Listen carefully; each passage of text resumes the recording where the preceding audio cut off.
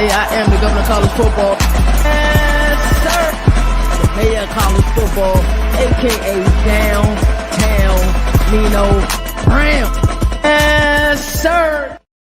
Welcome to another marvelous episode of Overreaction Monday. I am the governor of college football, and with me is a guy that needs no introduction, the mayor of college football, Downtown Nino Brown. Also with us tonight is a guy that pulls a lot of strings behind the scenes, the senator of college football, Mr. Dennis Noel. Gentlemen, it is game week. It's been a long time coming, but we finally here. And week 0 football does matter. Of course, we've been having really big games in Ireland I think this is the third rendition of it. No, actually fourth of the Dublin, Ireland games. But yes, week 0 does matter. So let's get into, let's kick this episode off with a simple pick 'em, man. Number 22, Iowa State versus Kansas State in Dublin, Ireland. Like I said in the opening, we have Big 12 ball in week 0. That is phenomenal. Kickoff is at noon. Who you guys got? Good, D. Maybe. This one was kind of a toss-up for me. Oh, am I there? Yeah. You good. Okay. This one was kind of a toss-up for me. Just because Avery Johnson didn't take that leap last year. So I'm going to go with Iowa State just because I trust Rocco a little bit more than Avery. Okay. I had that. I need Avery Johnson to take a step here in the notes, but I need Matt Wells to expand this offense a little bit more. And, a name that I'm not really hearing about Kansas State too much is Chase Brown. I think he's a dude. I think this wide receiver is an absolute stud, doesn't get enough credit. But somebody got to replace Jacob Parrish on the defensive side of the ball. He was a dude as a DB. Iowa State got a lot of weapons, and I like their linebackers a lot, especially, Abel and Bacon. I think they're going to have their hands full trying to stop Johnson and Dylan Edwards. I feel like I've spoke to you about this before, Dino. Jeremiah Cooper's a problem at the safety position, but I'm going to take Iowa State here as well in the upset. I know Kansas State is favored by 3. But I'm going to take Iowa State in the upset. I think they're not getting enough respect, and I think you're going to see some of these names we're kind of talking about here. Costin Hansen, he's that handsome running back, that Caucasian running back that we see starting to see every year start to, break out. And Chase Soa, I think this offense is going to be potent, and I think they're going to show a little bit here in Dublin. So I'm going to take Iowa State. Well, that's a clean sweep. I'm going with Iowa State as well. And you guys really kind of mentioned the reasons I'm going with Iowa State. I looked at this game and heading into the season, while I have, high expectations for both programs, and both programs said, when I think about last season for Kansas State, I immediately think about the BYU game. And for some reason, when I think about Iowa State, I immediately think about the Arizona State game. So both teams should have something to prove heading into the season. Iowa State has lost a lot of production, but I'm going with Iowa State.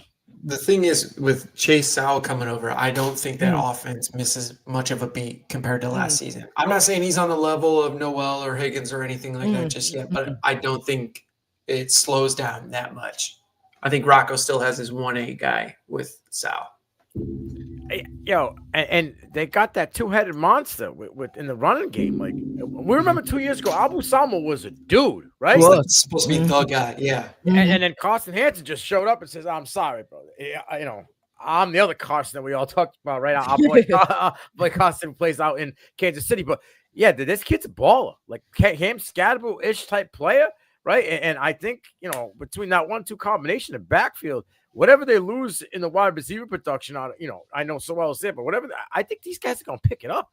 And Rocco might have to get a little jiggy a little bit. I know it's not, his specialty, but he might get a little jiggy this year. So I like what they got. And we always talk about their head coach. He don't get enough respect, right? He's this seems to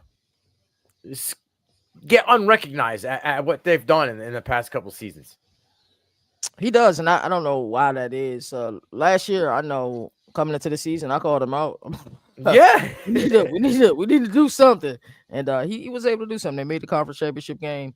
Yes, it was ugly in the conference championship game. I'm not sure if anybody was beating Arizona State on that day.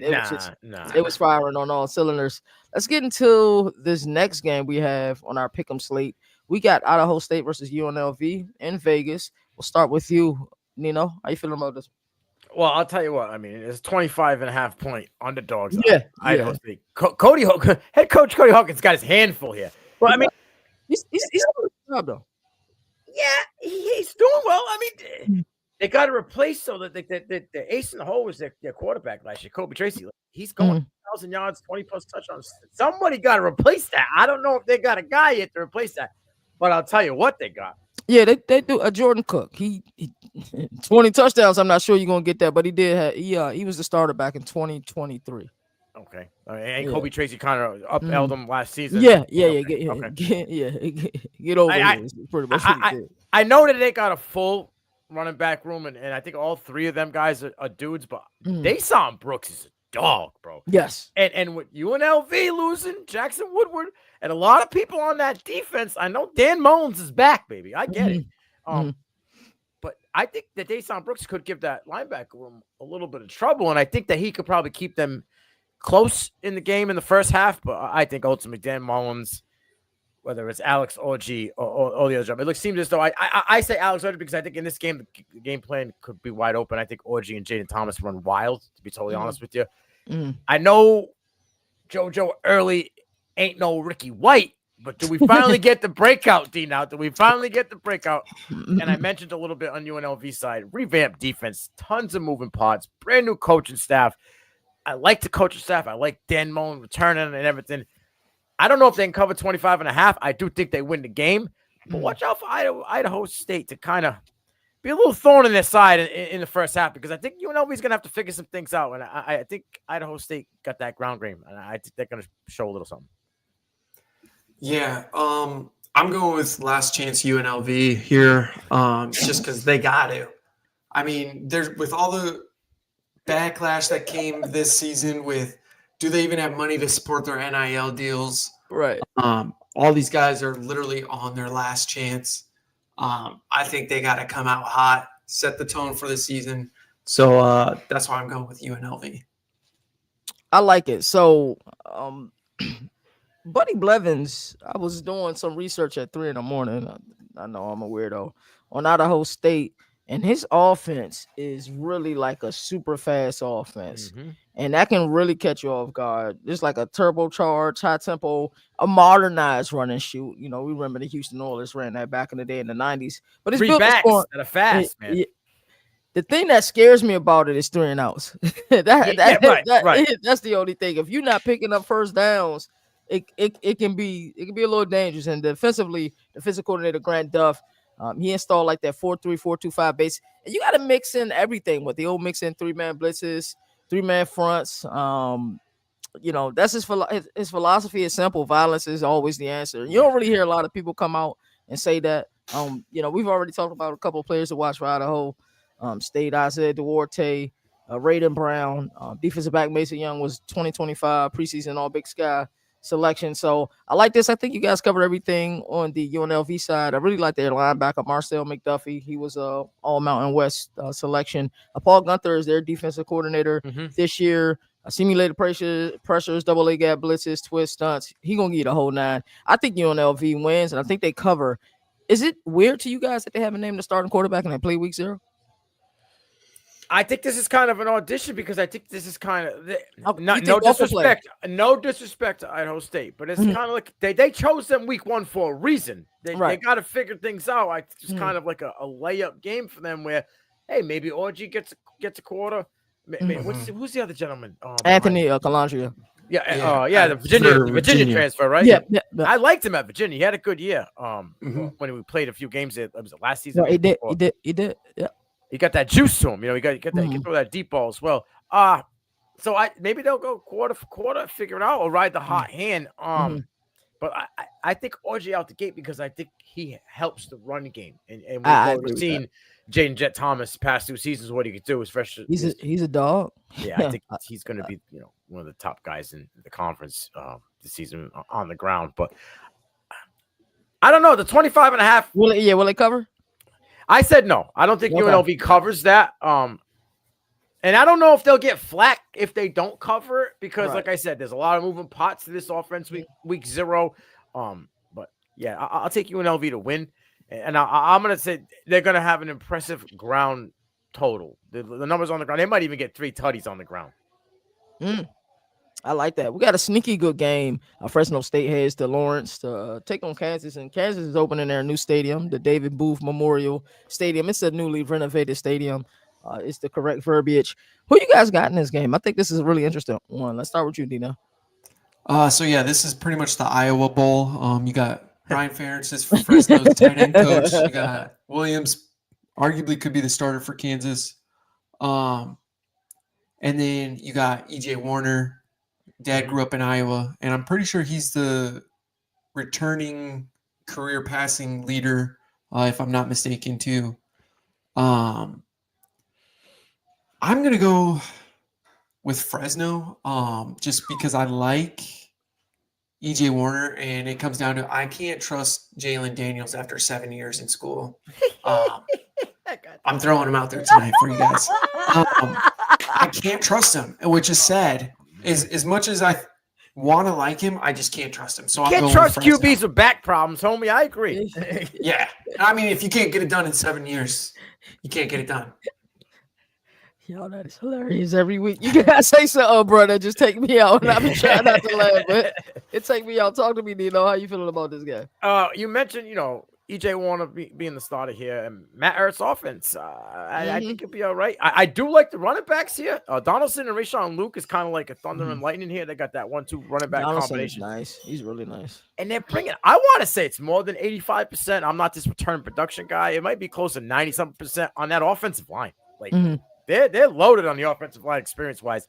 But we say this all the time. Keep that same energy. I need Nick Benedito to bring that same NIU energy to this Bulldogs defense, okay? He held, I want to say it was like 7 of 9 down the stretch to under 24 points. They were a top 30 defense in at least 6 or 7 categories defensively. I need that for Fresno State. But we're not in Kansas anymore, Toto.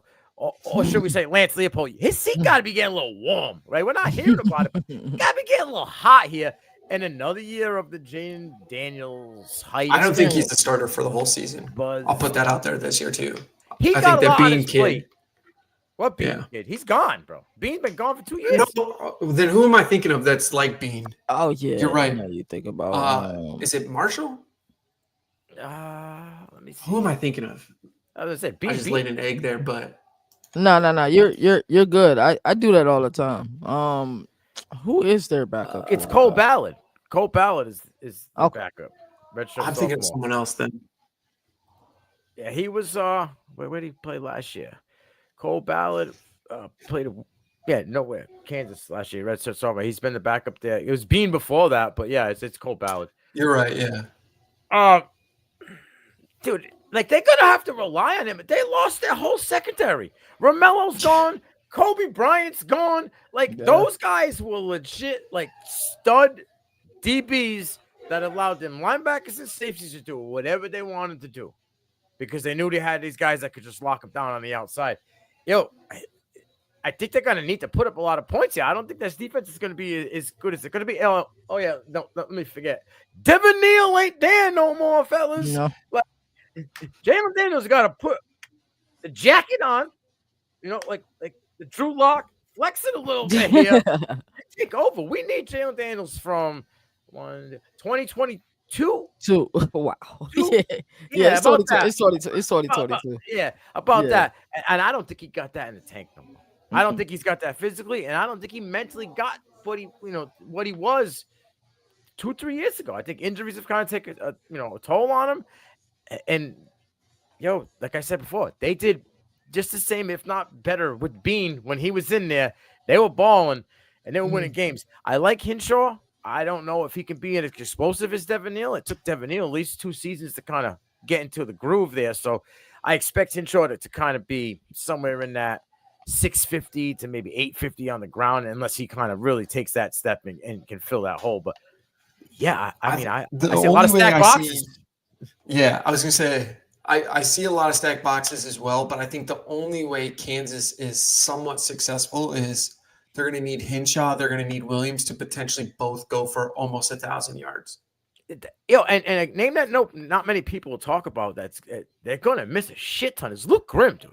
Like the wide receiver that they had, I think he's like killing it. So I don't know what team you got. Oh, it was an undrafted free agent, but he's killing it on the special teams for him. Like big play. Yeah, he's going to make it as a special teamer. Yeah, and they're going to miss this kid's play on the outside. He was a go-to receiver for them the last couple of years, and it's a new room, a lot of new faces in that wide receiver room. I think Kansas wins the game. I just don't see them covering 13. I mean, it's at home, right? It's Rock Chalk, baby. Yeah, let's go. You know what I mean? Lawrence is going to be loud and proud. So I do think they cover. The 50.5 makes you think they don't think these defenses are very good, right? Which is or they don't think Kansas's defense is very good, because I just told you Nick Benedito held his team so under 24 for most of the time. Yeah, give me Kansas to win, but I don't think it's. You don't think they'll cover? I don't think they'll cover. I like that. I'm going to talk about somebody we haven't covered yet. Offensive coordinator Josh Davis calls a really balanced game. I was doing some research on him again 3 a.m. yesterday. Almost a perfect 50-50 split, which is what, some of the elite coordinators try to get to. Of course, it's not going to always be, 50-50 every game, but, throughout the duration of the season, averaged, this is at the FCS level, 215 yards rushing per game, 220 yards passing per game, 36 points per game. And I think they were, 9th in total offense doing his tenure there. It's a lot of newness around the Fresno program. Matt Entz, I think we're all a huge fan of his. You guys already talked about EJ Warner, Bryson Donaldson. Somebody I'd like to mention, and we did talk about Benedito, but it's a defensive back, Alzillian Hamilton. I think he'll be, he's all Mountain West, preseason all Mountain West this upcoming season. So this game was a struggle for me. I'm with you, Nino. I think Kansas will find a way to win at home, newly renovated stadium. I think the fans are going to show up as they always do. And I think they'll find a way to win that game, but they definitely don't cover that 12.5. Not at all. No, I got 13. So I just, no way. I think it's a 7, maybe even a 3 to 4 point game late. Yeah, I will have to agree with that. All right, let's get to the last couple of games we have on our slate. Sam Houston versus Western Kentucky.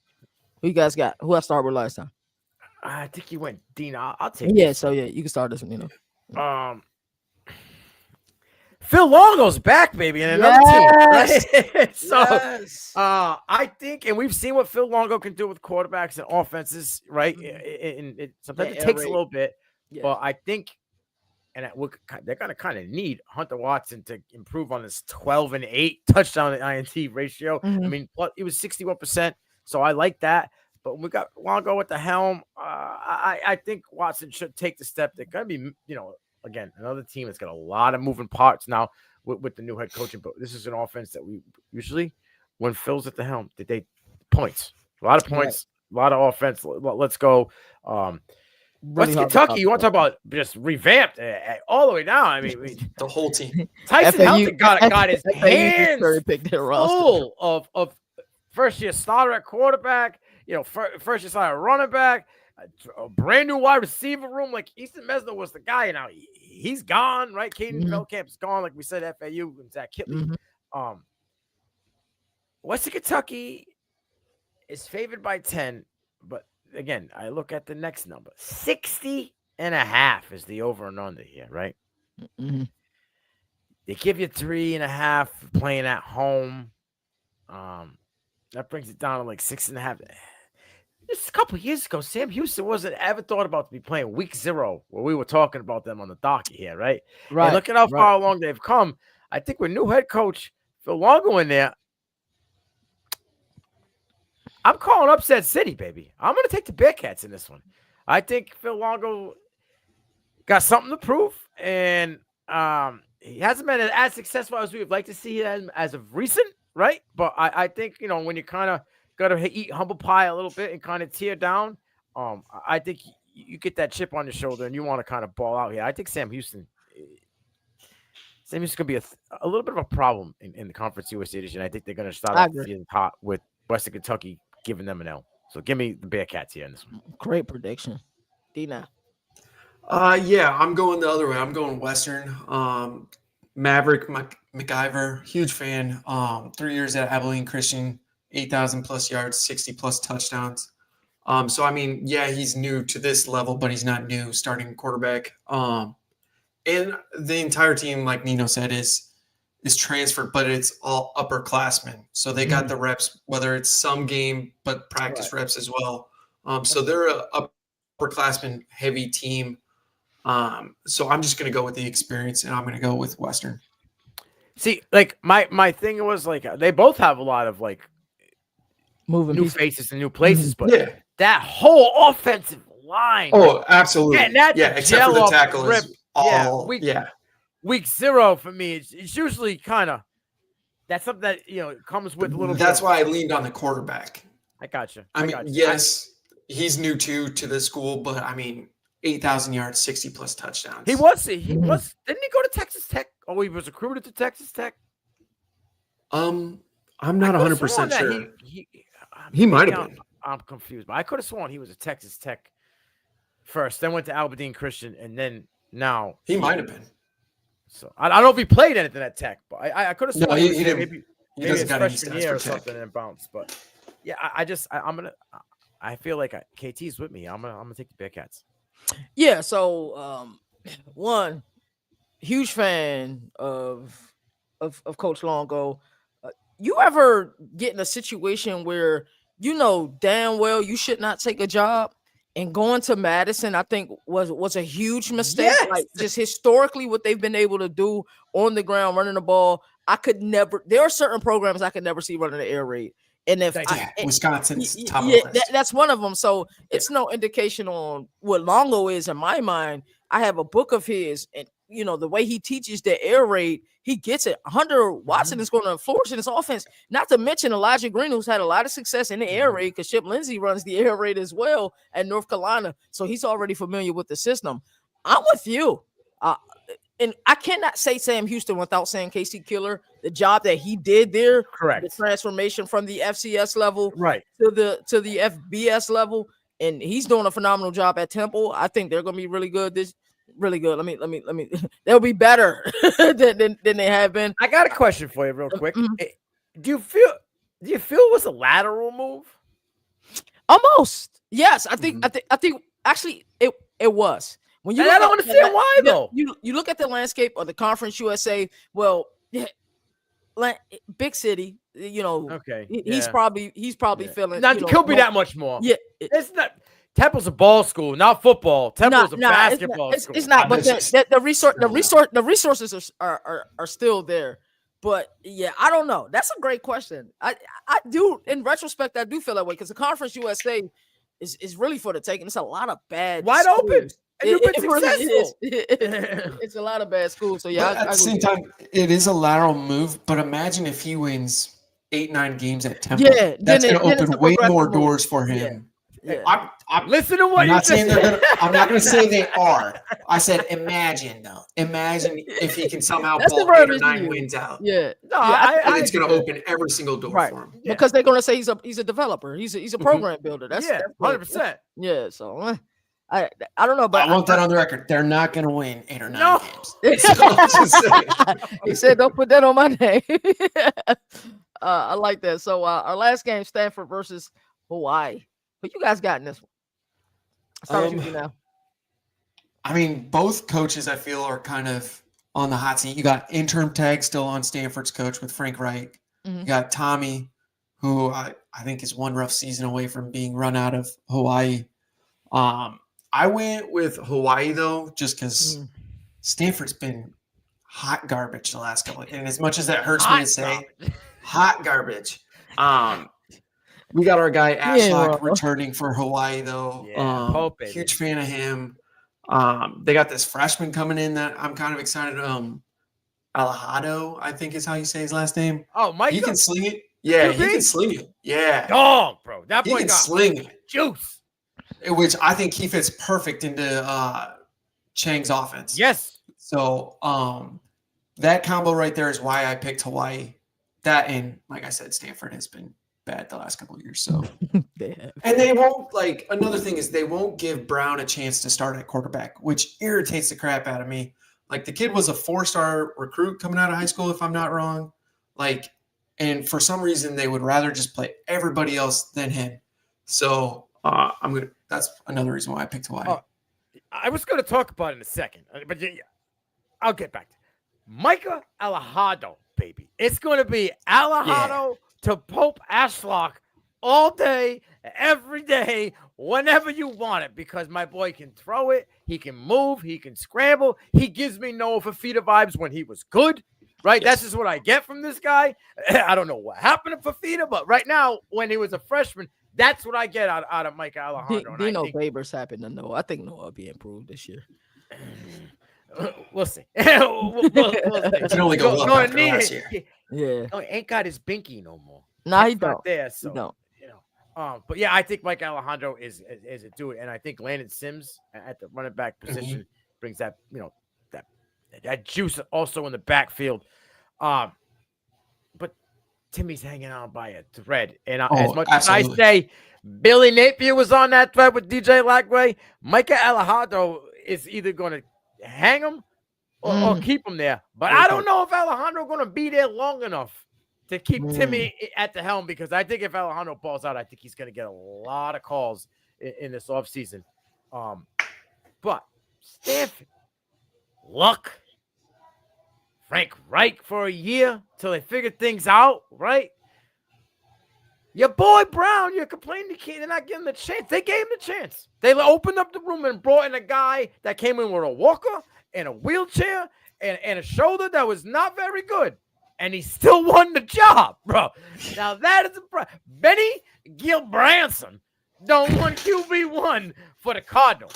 Not the Cardinals, the Stanford Cardinal. You know, I never understood that either. It's just no plural. It's more it's a tree. But it's a bird. But the mascot's a tree. So, anyway, this game was tough for me. Now, I'm not that return and production guy by any means, but if we're looking at these, Stanford pretty much returned everybody on defense. Everyone. So, I mean, week 0 to start it off, I know you're going to Hawaii, but I mentioned that usually when you play at home, you're a 3-point favorite. Hawaii ain't even a 3-point favorite, bro. They're barely a 2-point favorite. I'm going to take Hawaii in this one because I really, really, really am a fan of Micah. As much as I was on that Darian Menza last year for Tulane, like this is where I think this kid has that juice to him. And because he plays on the water, pretty much, nobody's really, talking about him. But he's my little Silver Surfer over here. And I think Micah is going to be that guy. Alejandro to Pope Aflock. Get ready to hear often a lot because it's going to happen for the Rainbow Warriors. Give me Hawaii. I think this turns them around. I don't think this puts them back on the map of being relevancy at all. But I think they got something in this Alejandro kid. So watch out. If Timmy got anything left in the tank and he can kind of sprinkle that QB dust on our guy, give him a year and let him go do something special somewhere else. But you give me Hawaii in this one. I'm really loving what Stanford is doing right now. To get Frank Wright, who's really like a guy who's his entire career, even at the collegiate level, at the pro level, as a head coach, this guy has been a have-not. He's been one of those guys that nobody has ever wanted. He hasn't been kept to where long, but he can look at some of the faces of these players on his team. They are also have-nots. They haven't been heavily recruited, or they've been passed around like Ben Goldbranson. I remember him in Corvallis, and then I thought he was out of college football. Thank you. I had no clue that this kid was still playing college football. So when you have the brand ambassador that you have and somebody like Andrew Luck as your GM, somebody who truly cares about the program, want to see this steer in the right direction, to go and get somebody who's a have-not like Frank Wright to be your interim coach. And yes, he does have that interim tag. I'm not saying by no stretch of imagination will it be bowl eligible this year, but what I will say is they will be competitive. I know that because you have the ability to kind of, hey, I've been there. I know what it feels like to not be wanted. Like when you have that ability to relate with people, I think the buy-in will be there. Give me Stanford in this game. Now, you mentioned the interim. I don't think it goes any farther than that. I think this is a favor that Wright's doing for Andrew. But does he do enough that Andrew asks him to stay? I don't think Frank wants to. and that's why they're interim, because Frank could have just took they were if they were scrambling, bro. They were. They late in the cycle. They could have said, "Yo, Frank, we need you as the coach. We'll do your 1 year and figure it out." Like the interim is. So you don't think if they're like, "Hey, we want you to be the full time," that he would say? I don't think he wants to. I think he's there to groom a kid or groom somebody in the system right now and kind of go that way. That's my feeling, because I feel like, what's Frank Reich doing? What was he doing? Like nothing. Right. Yeah. Why not? And if you're just doing the job, why not be? I'm the head coach, not the interim head coach. So I feel like that carries some weight still, because it's week 0 and he's still got the interim head coach as a tag. You know what I mean? So. I don't know. I mean, maybe if they win 10, 12 games, then that's a conversation to be had, I guess. But which ain't happening. Which ain't exactly ain't happening. 100%. So, I mean, making a bowl would be like going to the playoff. Yeah, it would be. It would be. That would be a very successful season. But they haven't. When was the last time we went to a bowl? Christian McCaffrey? Why you gotta bring him up? Because his last bowl game was against Iowa. Come on, man. I think that's accurate, brother. You know what I mean? So like. Christian McCaffrey ain't walking through that door anytime soon. You know, Andrew Luck ain't going from up top to down on the field anytime soon, unless he's handing out, invites to the Stanford Hall of Fame. Like he just had someone on the team one of the coaches got inducted to the Stanford Hall of Fame. I can't see it. Stanford got a lot to work on. But that's how I feel. I think this year. It is a growing pain season. I think that's another reason why the interim tag is on it. You think Frank Wright wants to start something all the way over from the bottom up again? Like what he was with Andrew Luck in Indy, right? Wasn't he the OC? Yeah. Yes, I believe that's correct. Yes. For a few seasons, right? I mean, his whole career almost, right? Like I don't think Andrew Luck had any OC but Frank Wright. Unless it was Frank was in Philly. Frank went to Philly for a little bit. Right, but Andrew Luck didn't play in the league that long. I'm not 100% sure. I want to say Frank Wright might have started. Like I think that Andrew Luck's first year he didn't have Frank Wright, and then I think they brought him in after that. I want to say I may be wrong. What did Luck play in the year? 8 years, 7 years? He didn't play something like that. Yeah. Yeah. Wright was at least in Indy for 5. I want to say. That sounds right. You know what I mean? It does sound correct. Yep. Yeah, and then he had that cup of coffee with Carolina. Literally. Was that even a whole year? Or was it a year and then? No, it wasn't even the whole year, right? Yeah. Halfway through, gone. Yep. The whole staff. Yeah. Sayonara. Yeah. So for our under construction series, and Nino came up with this. I really like the name of that. We head to 2 cities with universities that have had huge donations. Phil Knight and his wife, that's the Nike founder. I don't know if he still has a CEO tag. Pledged $2 billion to the Oregon Cancer Center, and then Lawrence David Booth, who the stadium is named after, pledged $300 million to Kansas. To win at this level, you need resources, and the resources are plentiful in Eugene. And I believe they're trying to get there in Lawrence. What are you guys' thoughts? Let's start with you, Nino. Yeah, I don't know if anybody's seen what they're doing in Eugene. Like I showed my wife, and she was like blown away. She's like, "It's like a city." Yeah, like just a football. It's not even like solely a football city. That's what's terrifying too. Like, yo. So that you see, I saw a couple of the overhead construction sites and like drone pictures, and then you see like if you just look in the background, like that's where the housing is. That's what's and it just goes to like it's literally could be a town. Right. Oregon campus could be a town. It's crazy. Everything is state of the art, and they're making more and more. I think they're redoing right now. They're redoing the locker rooms for the Ducks. They just redid the. Which is crazy because those are like less than 5 years old. I was gonna say the same thing. I think they just got redone. But again, when you're $2 billion is couch cushion money for Phil Knight, right? He probably gets that quarterly from Nike.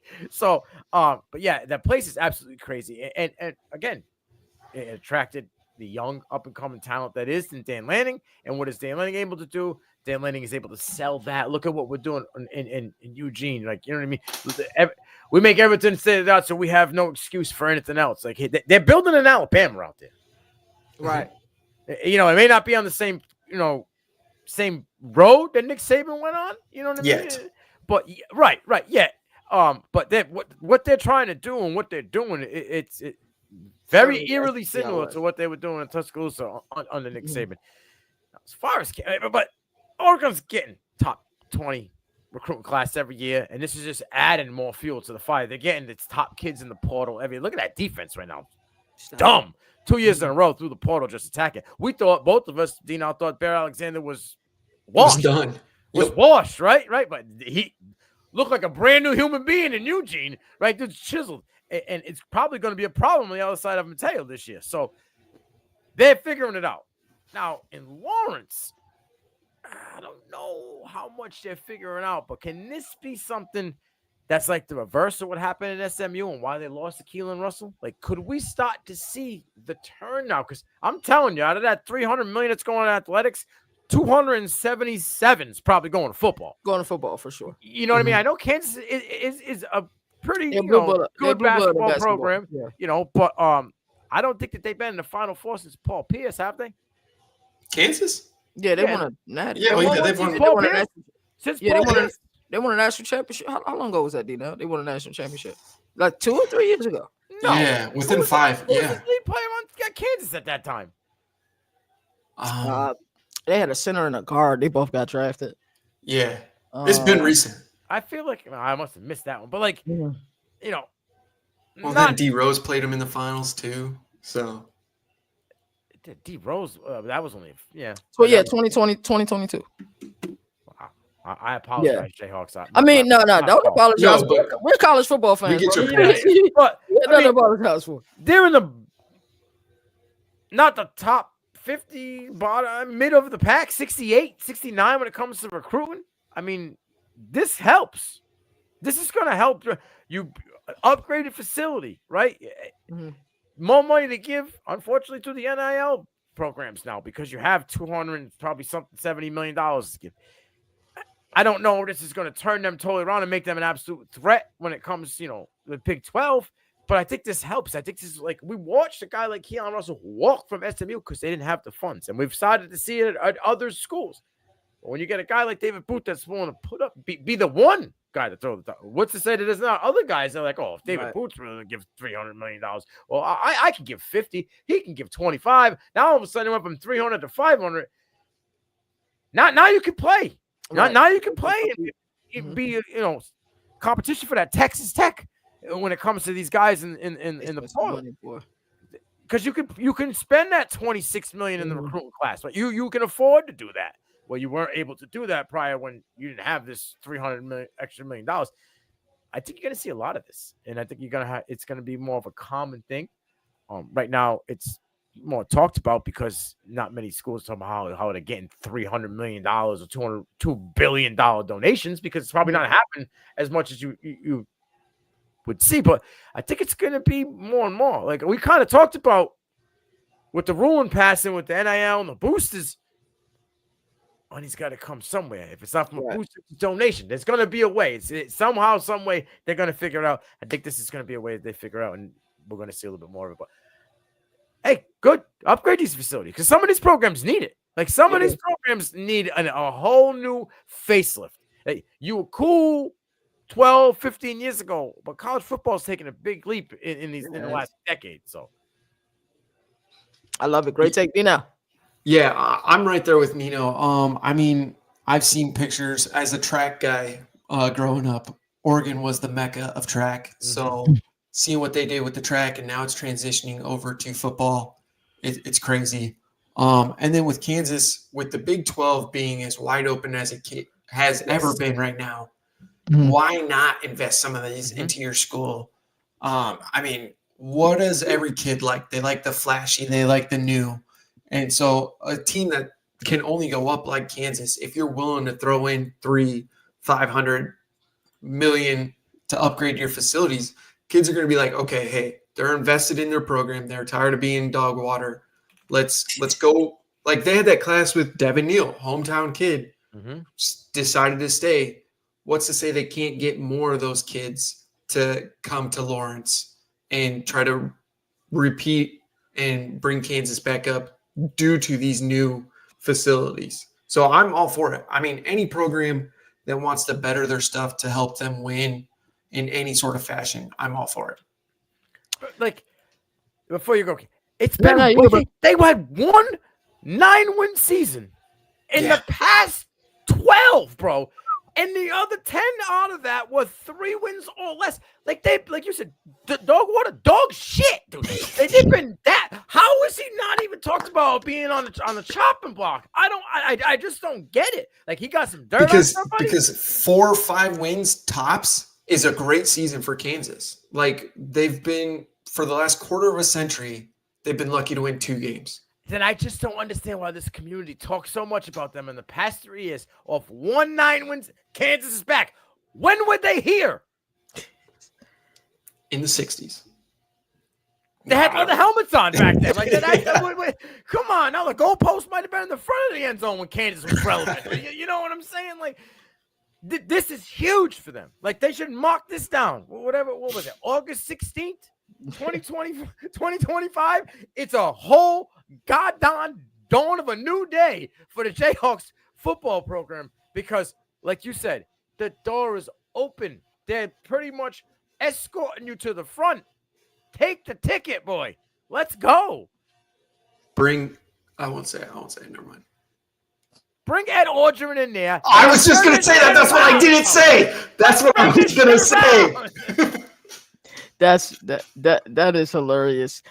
Yeah, I like what you both had to say. It's amazing. I remember College Game Day, and I've been watching it for years. About 13, it's probably a little bit longer than that. Probably about 14 or 15 years ago, they did a special on how much money Michigan generates for Ann Arbor and how pretty much the town is nothing without the football. Like, some people only have jobs during the football season. Yeah, because there's a lot of cities like that across, America. Like, I went to a small D3 school, but the town is nothing without the university. And a lot of these towns are surviving off of football. And that's why it's important for these boosters and donors and whomever to invest the money into these programs. But you're right, though. Like, I haven't heard anybody say Lance Leopold is on is on a hot seat. And it's almost like an afterthought. Well, they love him there. That's just the idea you get. It never even crossed my mind, but you're right. Why are we accepting mediocrity? Because that's been accepted for a long time. But with OU and Texas out of the picture, like you guys said, the Big 12 is for the taking. It's right for the picking. Yep. Yeah. So mediocrity just won't work. It just won't. Yo, they won 12 games. 07. Oh, that was with that one quarterback, and they had the huge coach that passed away. 07? 07. Riesing. Yeah. Right. Yeah. When they got to number 1 in the country. Oh, and Mark Mangino. That was the craziest year of college. That was the best season of college ever, and there hasn't even been one that's close. Because Rutgers got up to 1. They did. Kentucky got up to 1. Yeah, they did. With Kentucky Andre Woodson. Nice. Andre Woodson. Yo, they had Stevie Johnson on that team too. Yeah. They had a nice Buffalo little Randall Cobb. Yeah. Randall Cobb was on there too. Yes. They had a little mob. I used to actually. Rutgers was a problem that year. We showing our age, problem. Yeah, Rutgers was nice. With Ray Rice and what was that? Brian, was it Brian Leonard? Brian Leonard. Yeah. Bro. Oh, dog. Let's get into this next segment. I'm gonna kind of get Nino to take it away. We're gonna do a roll call of recently named starting quarterbacks and quarterback spots that haven't been. All right, I'm gonna name them, and I want Dino to give me a thumbs up or thumbs down. Okay. All right. Cool. All right. So we're gonna go. I'm gonna start out with Syracuse just named Steve Angeli QB1 over Richie Collins. Yeah, Ricky Collins, who they actually had at ACC Media Day. Who was supposed to be the starter, and Angeli was a late transfer. Yeah. And I said this to Dino, it's an indictment on the Notre Dame quarterback room. Okay, next. UMass just named Brandon Rose, the former Utah Utes QB. I mean, I don't think it was much of a competition, but he's going to be QB1 for UMass. It doesn't excite me too much, but no. We've been saying it for a while. Julian's saying QB1 for the Ohio State Buckeyes. Dino, exactly. Lincoln, Lincoln was Iron Buckeye, so I was surprised they went with saying after I saw that Iron Buckeye, first quarterback in Ohio State history to win Iron Buckeye. So I honestly thought they were going with Lincoln for a hot second. I'm gonna stir the pot a little bit right here. Stir it up a little bit because we got a show coming up, so I can't release too much information. But does Lincoln leave because they got a big boy behind him who's there just to develop. We know Julian Saying ain't coming out this year, right? So he's going to be there for one more year. With Tavion St. Clair being QB3. He almost left last year. He almost left. Lincoln almost left last year. Lincoln's probably gone, right? Not being the QB. Yeah. So he's out of there. Is there a problem with QBs and staying in Ohio State? Because it seems to be in and out real fast. It's like if you're the starter for 2-3 years there. So it's like, and I'm a firm believer you have to get at least one quarterback every recruiting cycle. Oh, for sure. But at the same time, that hurts. That hurts because you got guys like Lincoln. St. Clair is going to be probably a junior before he even starts. And he knows that. He's ready for that, too. So that's why I asked. Does Lincoln leave? Lincoln, 100%. All right. Yeah, there seems to be a lack of transparency there. I look at like the Trevion Henderson situation. They had a heart-to-heart with his running back coach, a heart-to-heart with Ryan Day because he was supposed to be the guy that slowly before Mayan Williams started to get a lot more carries, and Dallin Hayden was getting carries, and it's like, what's going on? And they went and got, but that's just the expectation is so large there to win that I think you just get a lack of transparency. Lincoln Conhouse is gone, bro. He will not be. I would be surprised if he's there. Like, if he's not already packing. Like, I'm out. Yeah. Or if he's not going to go redshirt this year. Reslav or Xavier Lucas, hey, man, where can I start at? I will withdraw now and go play for your program tomorrow. Like, I don't know. Another one that we heard just recently, he's probably burning his boat. But Devin Brown lost the QB1 position to Jaron Kawawa Sagapultuli. That's why I just said the Cal freshman. The former Oregon commit, and he wanted to play this year, and I'm with it. And he went and he's playing this year. So that one broke my heart. Yeah, anytime your quarterback wears 33, not the starter. Yeah, well, Devin Brown. I'm saying that because the freshman is a lefty, and I hate lefties, but I'd rather play the lefty over a quarterback that wears 33. This guy hates on the lefty. He's backwards. QB1. I'm trying to think who else was named QB1 recently. Dino, help me out if I'm forgetting some here. Let me look. I know that there's a battle going on in La Tech between the QB1, which I was totally surprised at because Evan Bullock was pretty good last season for La Tech. But it seems as if right now, Trey, I'm going to mess this up. Is it Kuka? K-U-K-U-K? But he follows his head coach from Idaho. So he played with the Vandals last year. So again, new coach coming in. He's familiar with his guy. Yeah. This guy's probably playing a little bit better in this new offense than Bullock was. So look out there.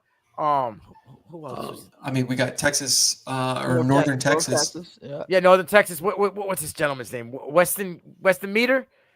Weston Munna taken something like that. So he hadn't started a game until the bowl game. That was his first game he started since 9th grade. And he balled out. This kid now they're talking about he's a possibility could be a 3rd round grade because he won the starting job and he has a young future to him with a lot of upside, right? But Reese Puffin Gogner or whatever his name is, man. I'm sorry, but it was so rough because he was so good coming out. He had a lot of Albany. hype coming into Miami out of Albany. Yeah, he was a dude, but the young kid done got him. He had a good game. 3 total touchdowns against Texas State in the First Responders Bowl, right? I think he threw for like 2-something, had 2 touchdowns in the air. So they liked what they see, and he kind of carried that over into camp. We got what's his Joey Aguilar. Joey Aguilar was named the starter at Tennessee. Joey Aguilar named the starter over Jake Merklinger.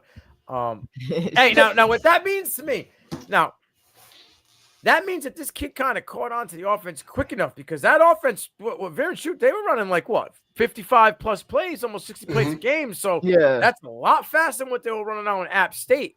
100%. So I'm kind of impressed by how in a short time he's kind of taking it. Again, another guy in a short time seems as though our guy Retzlaff is going to be QB1 for Tulane. He's kind of hit the ground running over there. I am hearing, and on a side note, I'm hearing a lot of rumors that John Summerall, if he has a successful season, is gone. And I'm hearing Kentucky. Dude, this guy's John Summerall is impressive. He's a smart coach. He really is incredibly smart. It's funny how we talked about Mark Stoops not being on the hot seat a couple weeks ago, and now I'm hearing, through these back channels that, John Summerall might be a guy having another successful season. I'm gonna tell you when that gear was shifted. When they lost Vince Morrow to their in-state rival Louisville, he's the GM there. A lot of recruits came to that program because of Vince Morrow. So now that you lose him in-state, bro, to Louisville. So some of those Kentucky recruits are now going to be going to Louisville. I feel bad for Mark Stoops. I know a lot of people look at Mississippi State as one of the worst teams in the conference. I don't know why we're not saying that about Kentucky heading into this season. Yeah, I'm not a Calzada fan at all. No. And as much as like Stoops being an Iowa guy, it hurts me to say, but I wouldn't be surprised if he's if he's axed. Who was it? Dexter Williams III, right? He was named Kennesaw State's QB1. I'm kind of like that. Another mobile guy. He's super athletic. Yeah. And Kennesaw can be sneaky. So, I like. And then I was wrong about the Idaho guy. I had got it wrong. Jack Laine. He's the QB1 for New Mexico. He follows his coach over there from Idaho. So that's where we're getting that QB1 over there in New Mexico. Other than that, I mean, there's some that haven't been named. We've talked a few about it. Like Notre Dame hasn't. Yeah, we talked about in our chat, like we brought up Novosad challenging Dante Moore. Like that's Dante, interesting. It hasn't been named. We haven't heard Dante Moore named QB1. I trust Pete Thamel. And then a lot of people have been heading out to Eugene to watch their fall camp recently. Novosad must be giving him a run for his money, bro. It's about time, too. I've been high on him since he signed there. If you watch the fall camp videos that Oregon's putting out, bro, this kid's face is everywhere in these videos. Really? Everywhere. Oh, yeah. Team building acts. He's a dude in there. They're showing him all the time. They show Dante, but they're showing him, and they're not mentioning his name. But that's what gets that's why I'm like, they're doing this for a reason. Why is Novosad grandma about to cuss out Dan Landon like she did Chip Kelly though? But yo, Dante Moore looks good. I'm not saying, but the fact that they're having Novosad even become relevant now, like you said, it's about time because the kid had a lot of hype, 4-star kid coming in, and when Dante left the first time, I was like, all right, okay, maybe it's maybe they're feeling he's a guy.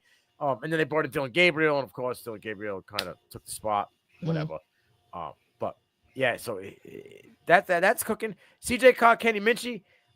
I've kind of heard that Minchie has a slight edge. Like if it was right now, it would be like it would be Minchie 57% Minchie right now, slightly. Apparently, he came in there like totally turned around with the leadership role. It's kind of grabbed the bull by the horn, saying like, "I'm a leader." And I think he was missing a lot of that. Like we know the talent's big arm. Like he's had that, but he was kind of, for lack of a better word, like kind of soft when it came to like that leadership quality. And I think he's kind of grabbed the bull by the horns from what I'm reading, and seems to be kind of just slightly in the edge. But I'm hearing that they're supposed to name a starter by Wednesday. Really? That's what I heard. But that don't mean a gosh darn thing by any means. So. How do you feel, D? Now I know you have you close to that. I know a lot of your family went there. How are you feeling about this? I'm a CJ guy. I think he's younger, so he may not have the leadership that Minchie's starting to pull. But I think he's got more of a live arm than Minchie. He's younger, so you can have him in there. You can mold him a little bit more than you can Minchie. So those would be the only reasons I would lean more towards Carr. But yeah, I've heard the same thing as of lately. Minchie's been more vocal as a leader. It's a close race, but I've seen he's the leader as of right now. Yeah. I knew this was coming down to the wire when I read a few weeks ago that Marcus Freeman was talking about, well, we may use 2 quarterbacks this year. I don't know if it was smoke screen activity or if he was truly undecided. And he was talking about, we'll have Jadarian Price and Jeremiah Love on the field. Then why are you releasing that information, bro? Yeah. Wouldn't Angeli be perfect this year for them? Yeah. Yeah. I think he would. It comes down to kind of like the same thing at Ohio State. Whoever loses is gone, unfortunately. Yeah. Yeah, but all right. Now, I'm not trying to be – because Noah Grubbs is going to come in next year. And I think here's my thing. Whoever it's been loses a grip since has they to developed their own. It's been a grip since they developed their own. Absolutely. That's a fair assessment. Which would be also the reason I would go more towards Carr because he's younger and you got longer to develop. I think they throw Minchie out there because they got 2 more years in Carr. This is what Minchie only got 1 more year left, right? He's a sophomore. I feel like he's been there forever. I'm pretty sure he's a redshirt sophomore. I want to say this would be year 3 for him, but I mean, that would be year 3, right? That would be Yeah. So, he don't have the COVID year, does he? Yep, he's a redshirt sophomore, 100%. Yeah, so he don't have the COVID year, so he only got 2 years left. And 2 or 3, yeah. Carr's 3, right? Carr's a redshirt freshman. Redshirt freshman. Yeah. I don't know. I think it's crazy. Like I said, when Angeli got named the starter, I thought, like I said right away, that's an indictment on Notre Dame's quarterback, room in general. Like he should have been the starting quarterback, and he knew I'm out. He played good I'm a better games than these 2 kids right now, and I should be the starter. So I'm gonna go start somewhere else. And what did he do? Won the starting job somewhere else. 100%. He believed in himself, and I'm with it. Like I'm all for it. Bet on yourself. Another one I heard kind of has gotten a little bit of separation, probably at 60-40. Bryce Underwood looking like he's probably going to be quarterback 1 for Michigan.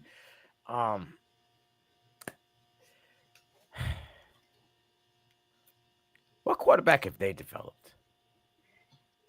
Oh man, don't go there, brother. Do not go there, brother. Because we're gonna be going back some years. I mean, as college quarterbacks, hey, Tom Brady wasn't anything at Michigan. So right. You can't say that. Drew Henson was did on Shoelace truly develop there, or was he just running around?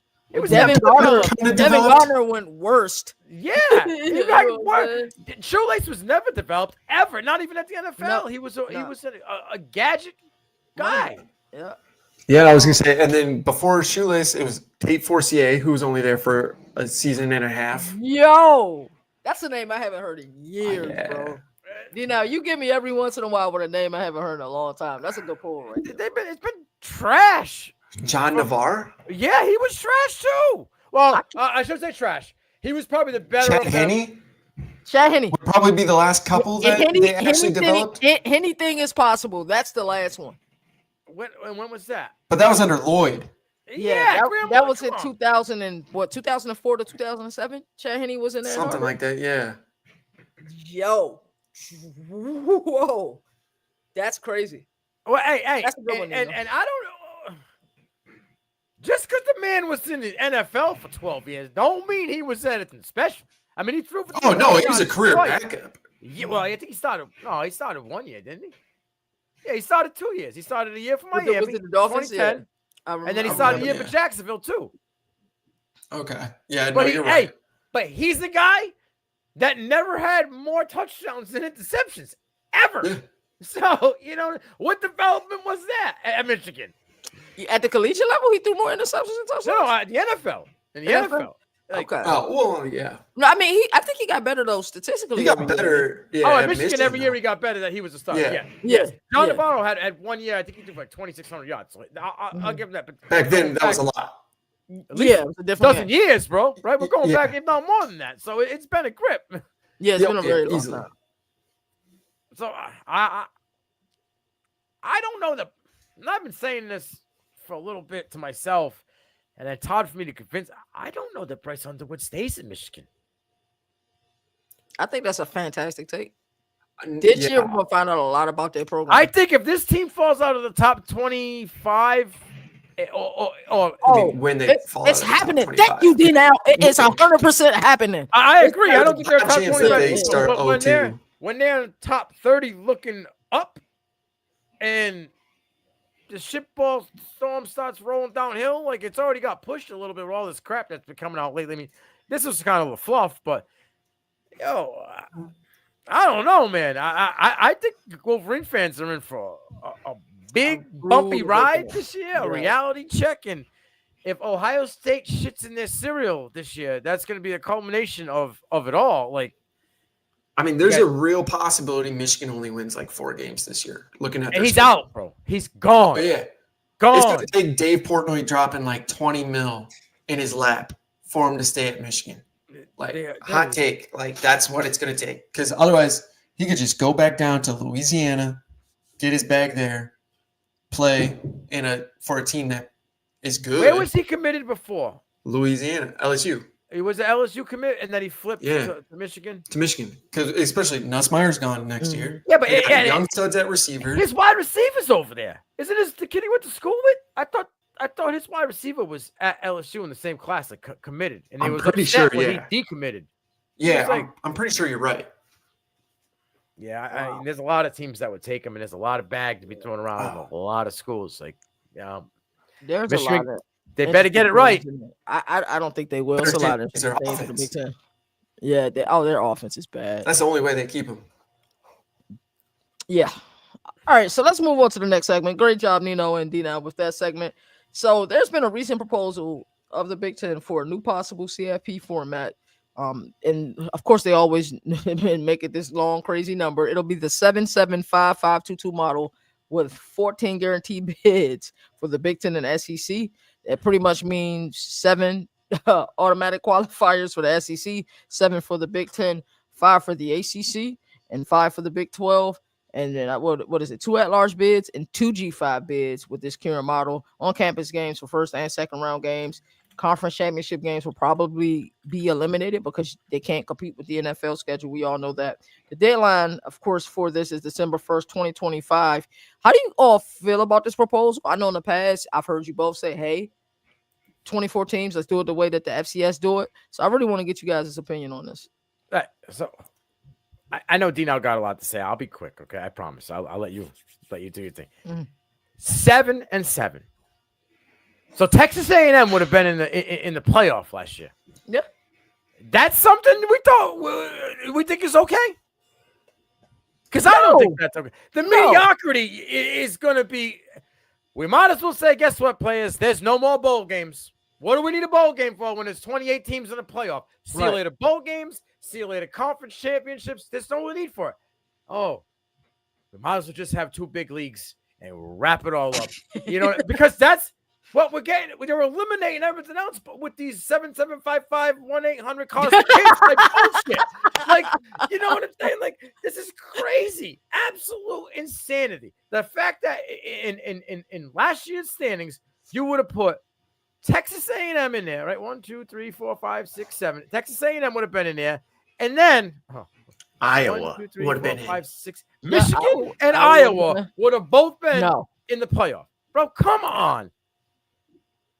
What is it? It's 5 for the ACC. Oh, I got it. Yeah. That's crazy. We probably got a 75 team. Louisville 9-4, and then the Georgia Tech was right at the door, cusp at 7-6. So get a the 7-6 heck out of it. team. No, man, no. You gotta do that to that sport, man. And what is it? Big 12. Let's go. Let's go to the Big 12. Colorado would have made it for the Big 12. Colorado would have made it for the Big 12. Colorado would have made it. Baylor would have made it, right? Because it's 5. No, it's 5. Baylor at 8-5 would have made it to the playoff, bro. This is terrible. You see this? This is me watering it down, folks. We're watering it down. Come on. I know it's a money grab. We all know it's about the money. Y'all think this proposal is real? This is 100% real. It's real. 100% real. This is why you don't let people in the Big Ten be in charge.